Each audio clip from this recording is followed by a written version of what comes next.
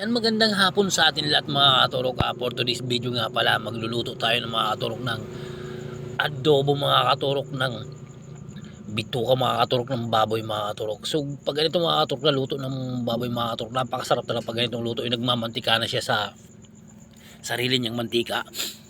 Masarap dito mga katurok ulam, at saka masarap din ito mga katurok pulutan. Tapos pag ang ganyan na mga katurok, i-prepare nyo lang mga katurok yung mga gagamitin, yung sibuyas, bawang at saka luya. I-prepare nyo lang yan.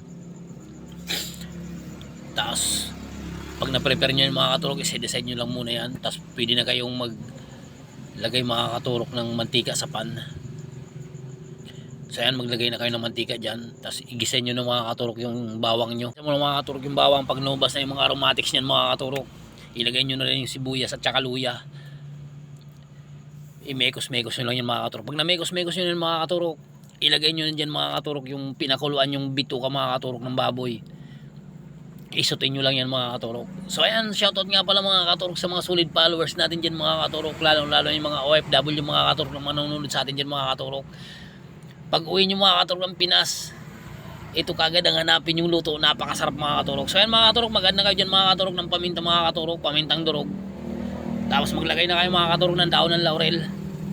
Tapos yung toyo ng kapitbahay nyo mga katurok. Tapos maglagay na rin kayo dyan mga, tansyahin nyo lang mga katurok yung toyo na ilalagay nyo, nabubulol ako. Yung toyo yung ilalagay nyo kung baka umalat din. Tapos maglagay na kayo ng vinegar dyan mga katurok. Yung yan kasi yung magpapalasa dyan ng gusto. Yung maglalaban yung asim at saka alat mga katurok. Tapos i-mekos-mekos nyo lang yung mga katurok. Pag na-mekos-mekos nyo yung mga katurok, mag-add kayo dyan mga katurok ng Ajinomoto. Yan din, isa rin sa nagpapasarap dyan mga katurok. Tapos mag-add kayo ng criminal water dyan mga katurok. Yung maglagay na rin kayo mga katurok ng brown sugar, optional lang. Pwede rin hindi, pwede rin kayo maglagay. Tapos pag medyo malapot-lapot na mga katurok yung sabaw nyan, ilagay nyo ng mga katurok yung siling labuyo dyan na hiniwa. Palaputin nyo lang ng konti yung sauce nyan. Pag lumapot na ng konti mga katurok yung sauce nyan, ready to serve na yun mga katurok. Oh. Itsura pa lang mga katurok, napakasarap na. Oh. Yung nagmamantika na siya mga katurok sa sarili niyang mantika. Sarap niyan mga katurok sa bahaw na kanin.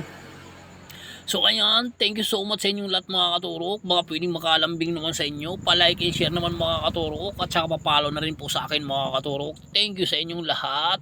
So ayan, ready to serve na tayo mga katurok. Nabubulol na naman ako. So ayan, tara mga katurok. Kain tayo mga katurok. Sarap na sarap itong mga katurok sa bahaw na kanin mga katurok. Tara, kain po tayo mga katurok. Thank you pala sa inyong lahat mga katurok. I love you. Tara, kain po tayo mga katurok. Tara na, let's go!